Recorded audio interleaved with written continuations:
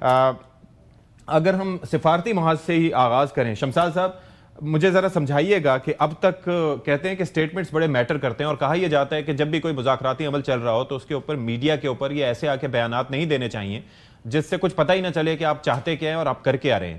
تو ایک جانب تو یہ جو ٹرمپ کے سٹیٹمنٹس ہیں اس سے آپ کو کیا انڈیکیشن ملتی ہے آپ کے ایکسپیرینس کے مطابق، اور دوسرا پاکستان اور چائنا کی جانب سے ایک جوائنٹ ایک اعلامیہ سامنے آیا ہے، اس سے کیا انڈیکیٹ ہوتا ہے؟ سب سے پہلے تو آپ کا سوال تھا کہ یہ جنگ کیوں کی گئی ہے، ان پرووک جنگ اس وجہ سے ہوئی ہے.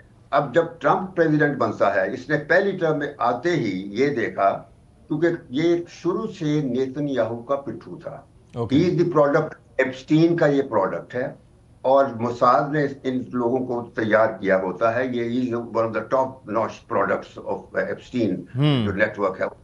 تو اس نیتن یاہو نے سب سے پہلے اس کو کہا کہ یہ جو نیوکلیر ڈیل ایران کے ساتھ نیگوشیٹ کیا گیا ہے وہ امریکہ نے کروایا تھا. امریکہ خود 5 سلامتی کونسل کے پرماننٹ ممبرز اور جرمنی 6 ملکوں نے مل کے 9 سالوں لگے تھے اس ڈیل کو نیگوشیٹ کرنے میں، 2006 سے 2015 میں. تو جب وہ سائن ہو گیا تو 16 میں یہ آ گیا تو نیتن یاہو نے کہا کہ I don't like this nuclear deal.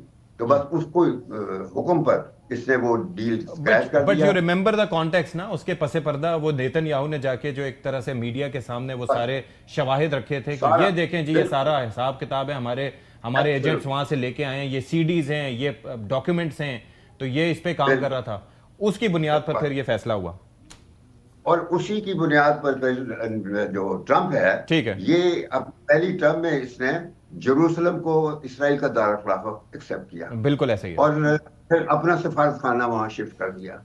اور پھر اس نے ابراہیم اکارڈ کا شوشہ چھوڑا جس کے مطابق اس نے مسلمان ریاستوں سے اسرائیل کو ریکگنائز کروانا تھا. وہ کچھ 4 ریاستوں نے کر لیا، صرف سعودی عرب بھی اس میں شامل تھا، لیکن سعودی عرب لاسٹ منٹ بیک آؤٹ کر گیا. اور اس کے بعد اس کی ٹرم ختم ہو گئی، اور پھر یہ دوسری ٹرم کے انتظار میں بیٹھا رہا. اور فلسطینی بھی تیار تھے.